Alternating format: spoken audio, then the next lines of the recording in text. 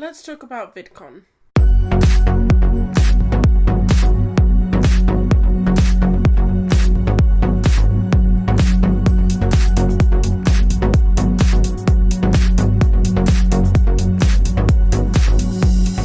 If you didn't know, last weekend was Vidcon London. It's the first time it's happened in the UK, and it's only the third year that they've tried doing Vidcon outside of America. I went as a creator and bought a creator ticket for the full weekend. I arrived on the Friday and left on the Sunday. I thought holding it in February was a good idea. It ran over the weekend at the start of half term for most schools in the UK, so it meant that a lot of kids were able to go, but also wouldn't then be exhausted for school the next week, and also having it at a weekend rather than during midweek, like the US one, means that a lot more people would be able to go and possibly take time off work if they needed to. Having it at the XL was good in some ways and bad in others. It's also where Summer in the City happens, which is a kind of homegrown UK YouTube convention. It didn't really matter what they did throughout the weekend. There were always going to be people who were comparing Sitsi and Vidcon, and having it in the same location meant that that comparison was just a bit easier to make. The whole convention centre was also packed because there were two other really big events happening at the same time.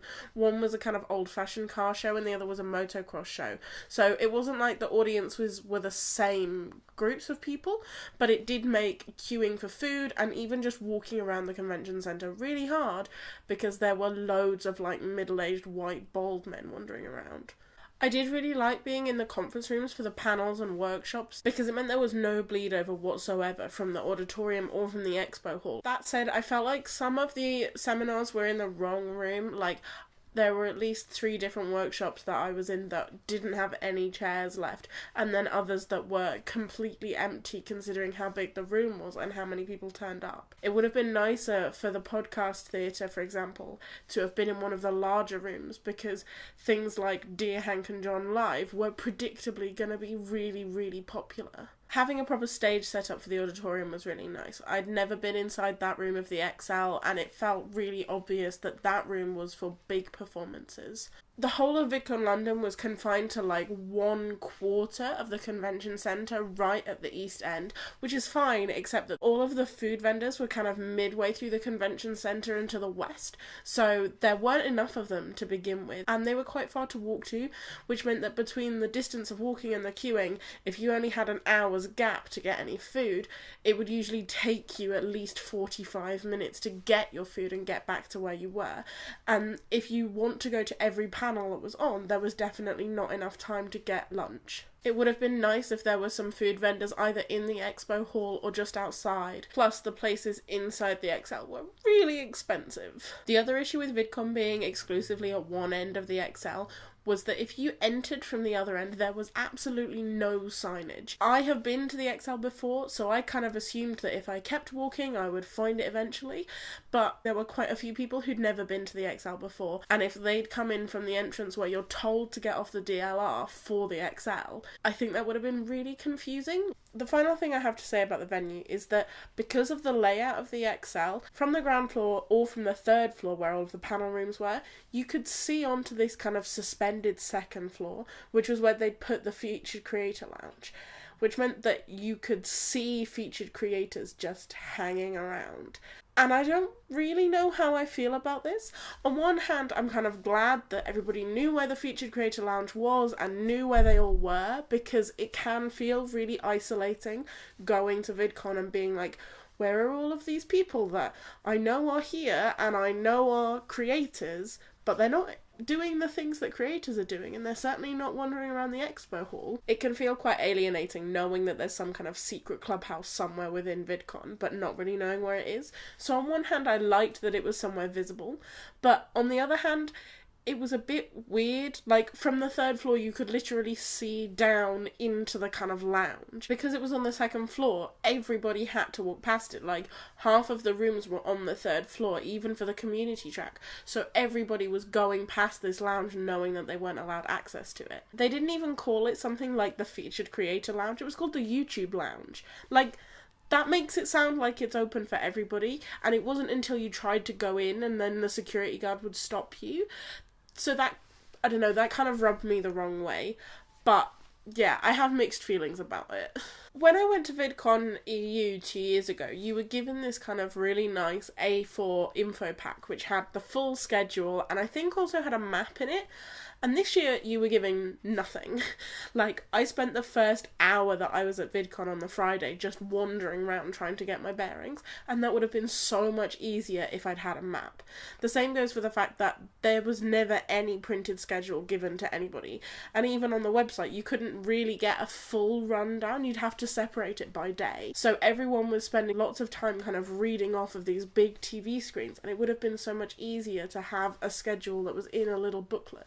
It also might have been useful to have the meet and greets in a different hall from the Expo Hall. It took up quite a large part of the Expo Hall, and the queue to get into the meet and greets ended up snaking through into the main area in between the Expo Hall and the auditorium. Speaking of the Expo Hall, it felt quite small. I don't really want to compare it to Summer in the City, but that's kind of just where my brain goes. Compared to Sitsy's Expo Hall, VidCon's was maybe a little over half the size. There weren't enough places to sit, and there wasn't even really enough to do, which meant that everything was crowded.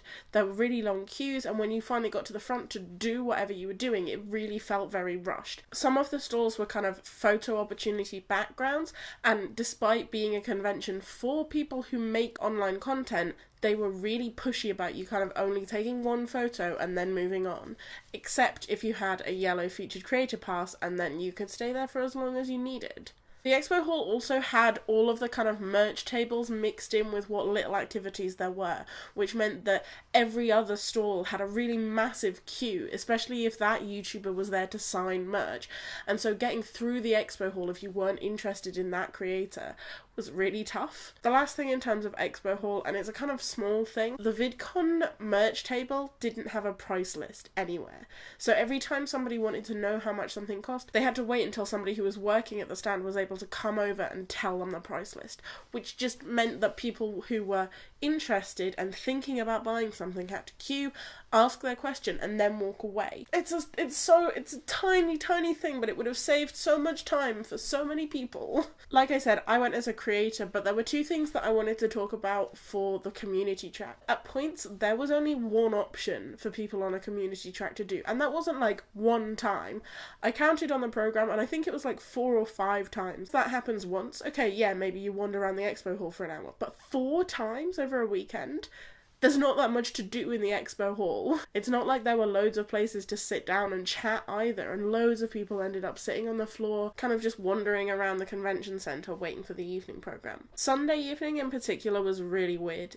Everything finished at 4 and they shut the Expo Hall, which, okay, fine, you shut when you finish, but the evening closing show didn't start until 5:30. And you know most people on the community track are kids. What are they going to be doing for an hour and a half in a boring convention centre? From a creator track perspective, it was very much a mixed bag. I feel like generally the creator track is not marketed very well. It's marketed the same way as the community track, but you get to go to more things. But because of how the creator passes are marketed, it kind of feels very odd when you arrive, thinking you've bought a ticket to a convention when all of the activities are more of a conference. I think a lot of people would be still buying the creator passes if they knew it was going to be more conference style. I just think it's important to tell people that up front. Equally, having sessions titled with things that are accurate to what's going on. I went to a panel that was about growing your audience as an online musician, but only one of the people on the panel was a musician. In general, I felt like the makeup of panels was not great. Almost always everyone on the panel just agreed with each other, which doesn't help anybody. If you can have a panel that disagree with tactics, that gives people a much wider variety of input. I don't think I went to a single panel that didn't have somebody who was a CEO as well. Most panels were made up of like 3 industry people and then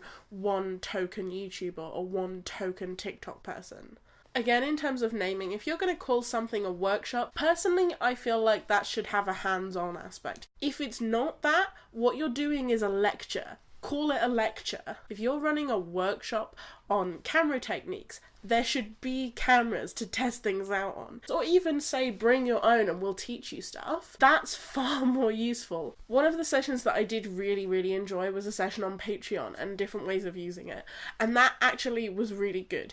Yes, it was moderated by someone from industry, but they were a person who was working for Patreon, which is super relevant to that kind of a panel. And then it had 3 different creators who all are from different sections of YouTube and use Patreon differently. For me, that was like the epitome of what I wanted from a panel at VidCon. Another small thing in terms of cost, snacks. Creators, I get it, there's loads of them, you can't feed them all, you can't provide a meal. That's totally fair. But like, biscuits? Or even just soft drinks, something that isn't tea or coffee or water. The creator lounge was also kind of small and had one wall for kind of taking nice photos, but it was covered in big company logos. Creators are the kind of people who want a place to relax and do some editing and sit down, and also a really nice place to take some selfies. Give them that, they'll be happy. Also some biscuits. The idea of the kind of Brella networking tables was really interesting and I think super useful, but wasn't accessible. There were quite a few people in wheelchairs at the creator track, which was really great, but they couldn't use the networking tables because they only came up to kind of waist height. And if you're in a wheelchair, that's your eye level. The creator track also kind of felt like a very old event. It felt like 85 to 90% of the people there were over 25. There are definitely young creators in the UK, so why weren't they at VidCon?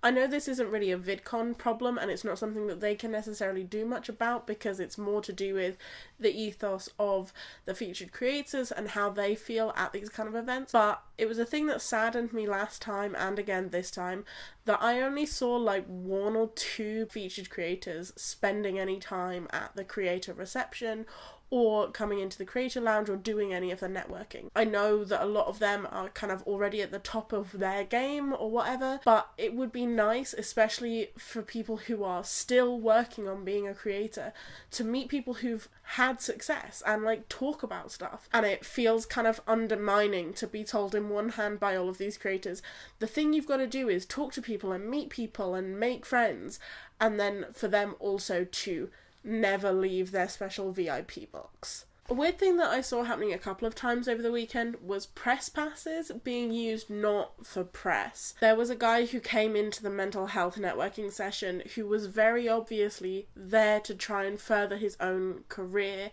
as a businessman, and like even said so, but he had a press pass and was supposedly working for a news outlet. The creator keynote was also kind of a mixed thing. Some of the people were really interesting and quite funny, and then others of them felt like they didn't really know what they were saying and they didn't know how to talk to a large audience. One of the ones that I also found the most useful and interesting also really underlined another issue for me. It didn't feel like a British event.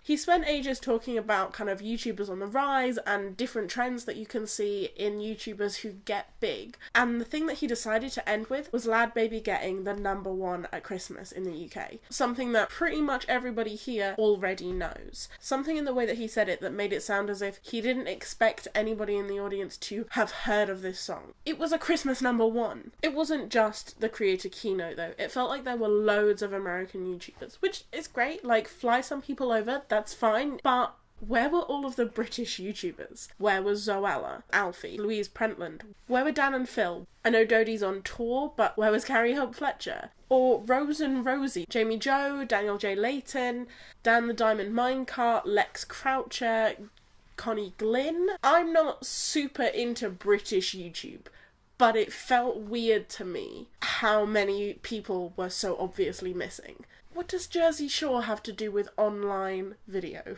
Why were American attendees running the networking sessions? How are they supposed to know things that happen here, or meetups that work, where a lot of people are based, or what the best way of getting in touch with people is? If this is supposed to be a convention for British consumers of online media, having other people there, great and necessary. But if you're having them in different parts of the world, surely part of that is about making it for the people who live in that area. So, primarily British. And some European. I don't want it to sound like I didn't enjoy Vidcon London. I had a really, really great time and I got to see people and make new friends, and Actually, this has been one of the best weekends I've had in years, but I still think it can be better. This is the first time they've tried doing VidCon in the UK, and I think the big problem, it felt like they'd kind of gone, what works in the US? Well, these things. Let's just scale that down by the difference in size between the US and the UK, and it'll be fine. And it's not, because YouTube culture here is different. Culture here is different. All of that said, I think I'll probably go again next year. I had a really, really fun time, and I'm definitely still going to Anaheim in July. So once I've been to that, maybe I can kind of know how much it compares to the US one. Because currently all I have to compare it with is Europe and Sydney. And also the kind of like perfect version of a YouTube convention that happens in my head. But, you know, that would probably cost more money than this did. I hope you enjoyed this video. If you were at Vidcon London, please let me know. Tell me what you liked about it, what you didn't like, and I'll see you next week. In the Europe. I had a lot of conversations with people from the US. Let me tell you, it's different.